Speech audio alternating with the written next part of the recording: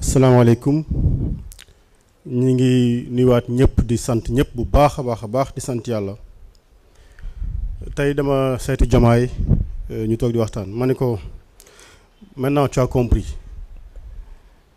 mu ne ma quoi ma ne ko ndungu siin wala ngunu siin parce que Abass Fall bi ñu génnee kaso dañoo am benn waxtaan dafa ne yéen waa ngunu siin ma ne ko non Diomaye on dit pas ngunu siin on dit ndungu siin ñu werante ci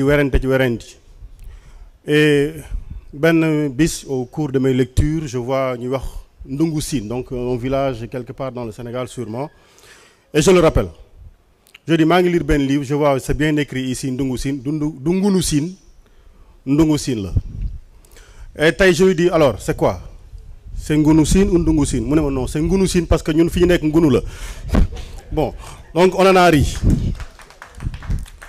loolu la ñu séq li ci moom di ci Ousmane Sonko di ci tous les patriotes mais di ci ñi toog fii ñëpp te yàlla indi leen fii ñu bokk pas-pas tey dañuy wax ni lii fi nekk ci ay kilifa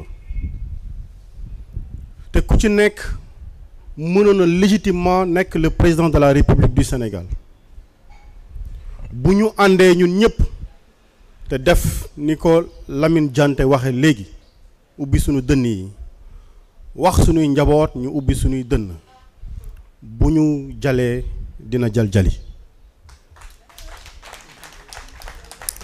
parce que nag suuf bu sotantee dañ ko jal te li koy jal mooy ay nit yu am pas-pas bëgg koo jal kon faaw mu jali loolu li muy tekki mooy bu ñu ubbee suñuy dënn wax suñuy njaboot ñu ubbi suñuy dënn seeni dënn nañ wax sénégalais yi ñu xam ni ñun ñooy ñi war a indi le changement te mooy changement bi nga xam ni suñu candidat Bassirou Diomaye Diakhar Faye te Ousmane Sonko joxoñ ko joxoñ bu sell bi moo taxaw fii pour porter loolu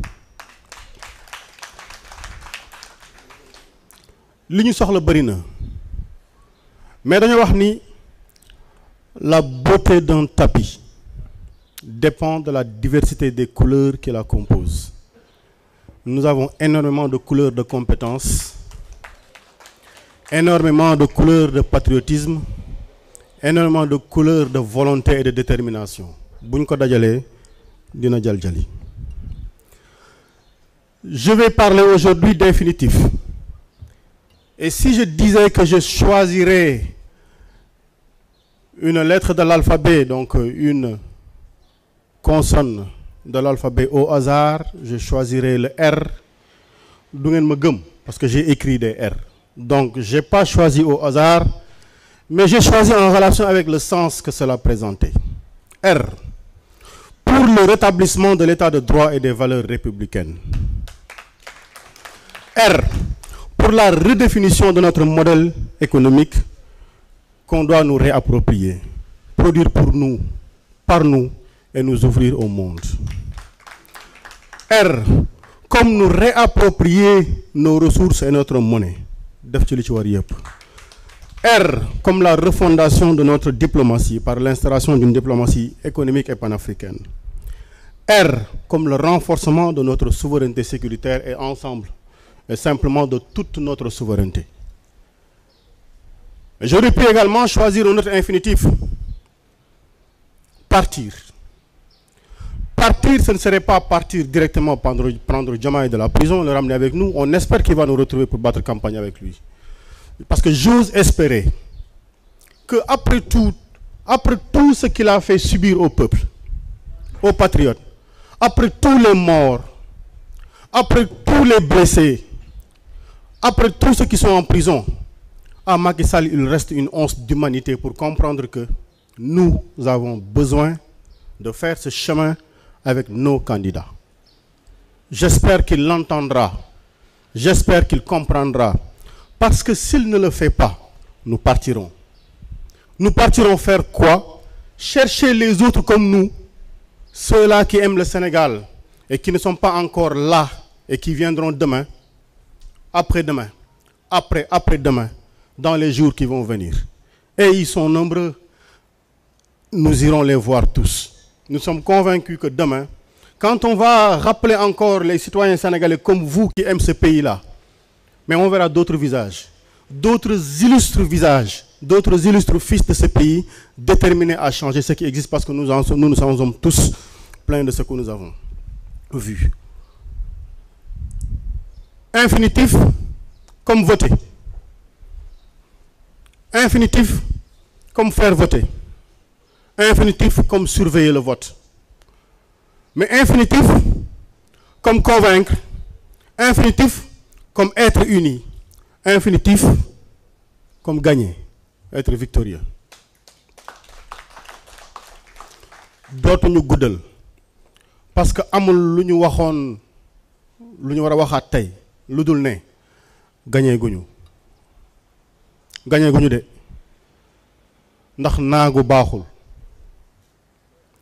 Les certitudes sont les plus grands ennemis aujourd'hui. Ne marchons pas sur des certitudes. Ne dormons pas sur nos lauriers.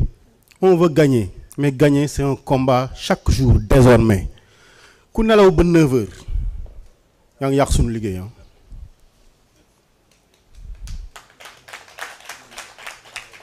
Ku tëddi 10 heures yaa ngi yàq suñu liggéey. Je pense que ñi jot a liggéey ak ñun quelques jours si xam nañ ni 5 heures du matin la ñenn ñi di tëdd 8 heures ñi ngi wàcc ci kaw tali bi. Mais ça il faut que ñun ñëpp ñu comprendre ko parce que kër ak kër la ñu war a dugg te du doy te su ma nee kër ak kër sax mu gàtt xëy na mais on doit gagner dans nos maisons d'abord. On doit gagner dans nos concessions, dans nos villages, dans nos quartiers, dans nos communes avant de gagner à l'échelle nationale. te bu ñu gagner Diomaye dellu si ndax ñun bu ñu gagner Ousmane dellu si ndax ñun bu ñu gagner delloo prisonniers yi seen njaboot. J'espère que le président dont le mandat est fini, ça il est fini déjà d'ailleurs, il comprendra que bala ñuy dugg ci élection bi mu delloo ñu sunu candidat ñu ànd ak moom. Bu amulee nous serons encore plus déterminés parce que man bu Diomaye bu nekkee fii damay noppalu keneen dina noppalu parce que su ma neexee dem tappale dem toog fële nekk Thiès laay yam bu fi Diomaye nekkul dañuy gën a sonn parce que on doit gagner sans lui. Notre détermination est quintuplée si Diomaye n'est pas là.